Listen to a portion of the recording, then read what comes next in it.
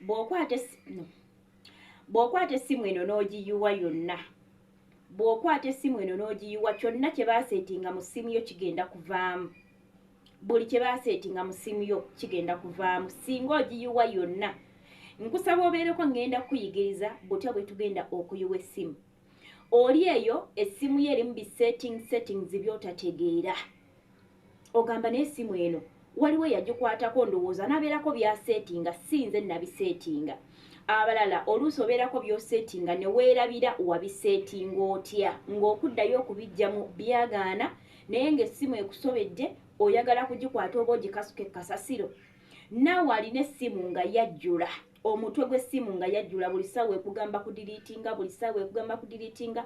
Jjukira essimu bw'ejjula etandika n'okuba nga eslowinga mu nkola zaayo, ekola mpola. Ogezezzaako okudiriitinga ebifaananyi, odiriitinze ennyimba ze wateekamu, odiriitinze vidiyo ze wateekamu, naye essimu buli ssaawa ekyakulaga nti ejjudde. Kati bw'okwata essimu eno n'ogiyuwa egenda kuddayo bupya nga gye waakajja mu dduka nga terimu seetingi yonna. Era oddemu ogyeseetingire bupya nga bw'ogyagala. Alright, mubeereeko ngenda kubanga mbalagirira butya bwe tugenda okuyuwa essimu. Lwaki nkoze vidiyo eno? Olunaku lw'eggulo mu vidiyo gye nakoze gye nasembyeyo nga mbalagirira eddagala ly'obutwa. Oba tewagirabe gendayo ogirabe. Obutwa gye tukoleyo bamanye tuwa obutwa. Kati nakoze vidiyo nga nkuwa eddagala ly'osobola okukozesaako singa weekengera nga olinga eyalidde obutwa. Waliwo omukyala yakomentinze ku vidiyo eyo n'angamba nti Maggie tukolereyo vidiyo ng'otulaga butya bwe tusobola okuyuwa essimu. Nenda abakyala babadde nga 3 oba 4 nga nabo bagamba naffe. Kati nze bwe nkola vidiyo ne we nnyambayo omuntu omu nze kinkolera nga nze bwe mba nga nsobodde okumuyamba. Ate teweerabira mukwano gwo wenna eyakajoyininga ku channel eno obadde otambulatambula n'ogiraba mukwano. Nkusaba ddiya weguba nga gumulundi gwo ogusoose koneraakawo kagambo subscribe. Ate era mukwano gwe alikinga n'okomentinga okola chattabu nnyo nti buli lw'olikinga n'okomentinga kiyambako okupushinga vidiyo ne yeeyongerayo netuka ku bantu abalala ne tuba nga tweyamba ffenna nga bankuba kyeyo. Teweerabira nti channel eno y'abankuba kyeyo. Tuyisaako ebintu by'abankuba kyeyo tuyiga ani afunye obuzibu, ani ali mu kino ne twesomesaamuko oba oliawo mu ngeri emu oba endala. Kakati tugenda kuba nga tweyongerayo butya bwe tugenda okuyuwa essimu. Kiri simple nnyo. Essimu eno gye ngenda okukozesa okuyuwa kubanga sigikozesa nnyo kiri awo. So ngenda kugiyuwa nja kuddamu settings nali ntaddemu. Wabula teweerabira ekintu kimu ky'ogenda okunkolera nti gwe wenna nga baakuwa wifi bw'onooyuwa essimu eno nga toyina password manya nti byonna bigenda kuba bigenze. Ojja kuyuwa essimu wifi yeveemu nga toyina password ate okuddayo omufirisuuti okumugamba nti banzize ku wifi luyinza okubeera olutalo. So mukwano oba toyina password ya wifi totawana kuyuwa ssimu yo kubanga byonna buli kyoyina mu ssimu kigenda kukola kigenda kuvaako. Alright, katugende mu maaso n'okuyuwa essimu. Beerako ng'ogoberera tovaako. Alright, kakati ogenda kujja mu ssimu yo gy'oyagala okuyuwa. Bw'otuuka mu ssimu ogenda kujja wano ewali settings. Olabawo kwata mu kigambo settings. Kati bw'omala okujja wano mu kigambo settings ogenda kukkirira wansi oba onoonye ekigambo kino system. Okwate mu kigambo system. Bw'omala okukikwatamu ekuleeta wantu we wati. Bw'otuuka wantu we wati ogenda kujja wano mu kigambo phone reset kikwatemu. Kakati ne tudda wano ogenda kujja wano ewali ekigambo erase all data. Wano ogenda kuyuwa buli kimu ky'oyina mu ssimu yo. Kakati bwe tujja wano erase all data ogenda kuyuwa essimu yo settings zonna buli kimu kigenda kuvaamu. Eddeyo ng'empya gye waakagula oddemu ogiseetinge bupya. Naye nkwegayiridde making sure nti wooba tojjukira password za apps zo okugeza nga Facebook, TikTok, imo ebyo webityo nga tojjukira password. Mukwano totawana kuyiwa simu.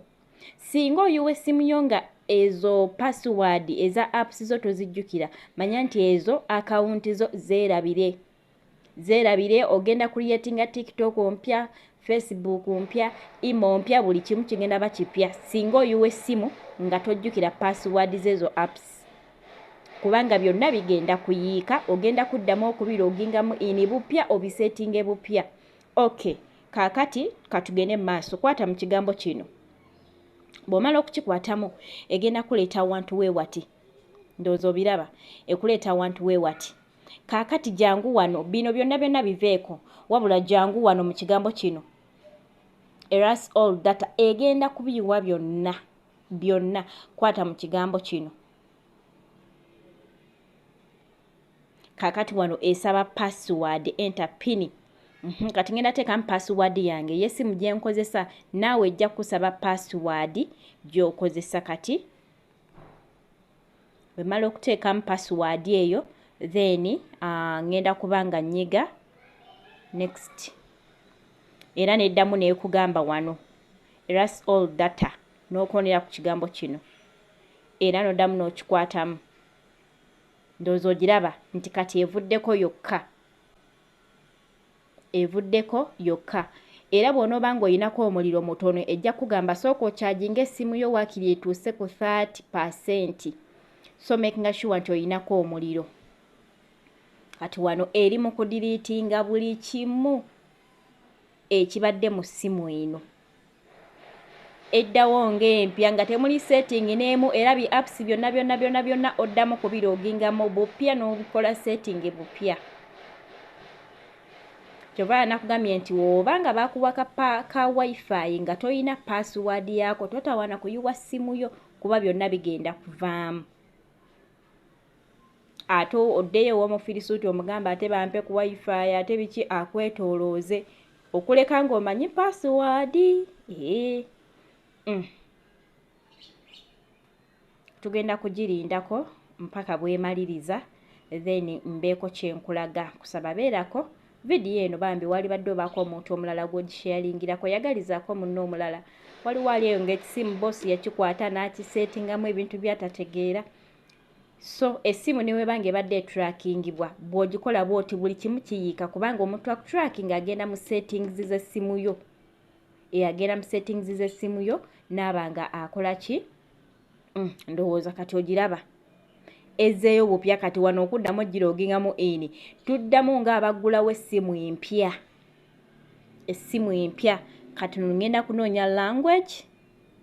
Njagala English. Olwo kati ndi mu kugiggulawo bupya. Kati wano ne wooba ofa tosobola gikozesa kintu kyonna. Ng'era essimu empya weebeera nti osooka kugiggulawo n'olyoka otandika okuba nti ogikozesa. Okay. English. Kati era beerako mukwano kuba woonoomaliza essimu ejja kuleetera bweti ng'olina okuddamu ogiggulawo bupya. Kati onoonya language tuzimaze nenyiga next. Kati wanindaga Uganda yensi mwendi nenyiga next.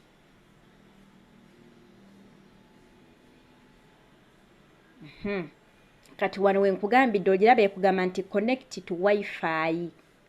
Okitegeera. Maze okuteekamu password ya wifi then nenconnectinga.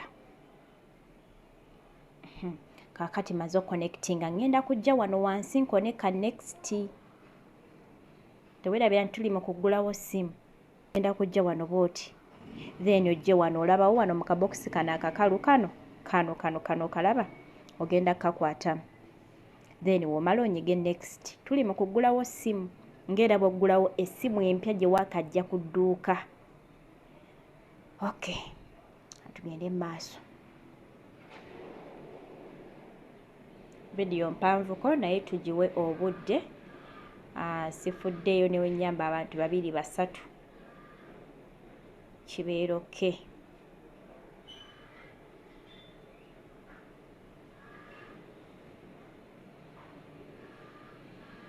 ogiwa obudde etwala eddakiika eziwerako, ezimu zanguwa naye ate ezimu oluusi zitwala eddakiika, so olina okugiwa obudde.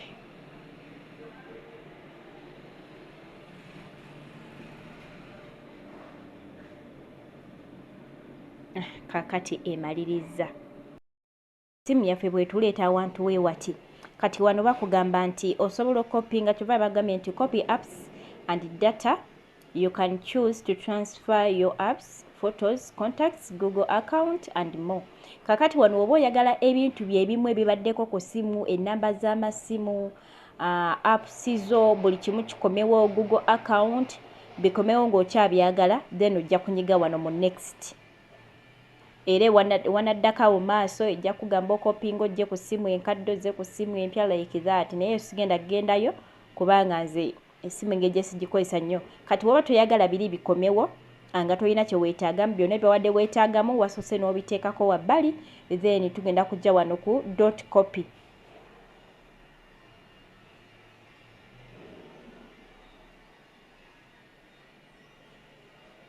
Tugenda kulindamukko akaseera katono.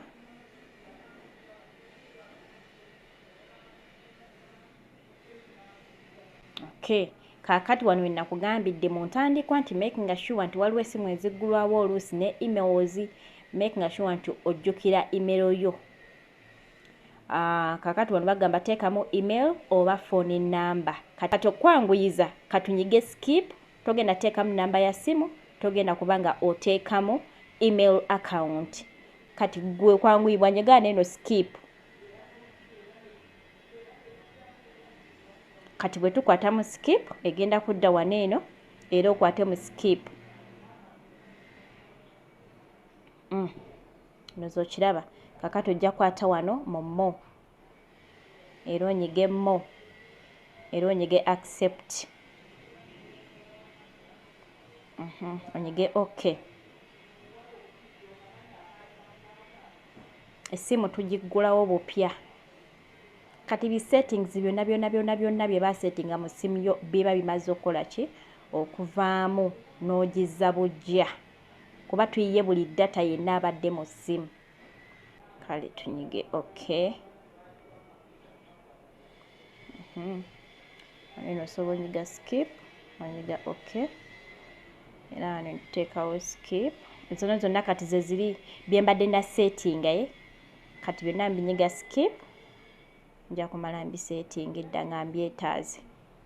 Essimu kati temuli password, temuli pattern, byonna bi settings ebibadde mu simu eno bikoze ki? Abivuddemu. Tegeera.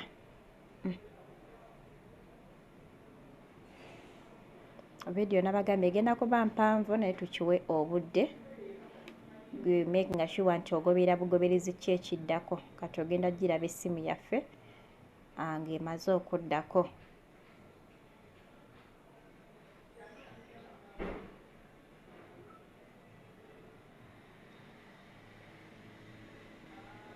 Kati essimu yaffe emaze okuddako, giraba?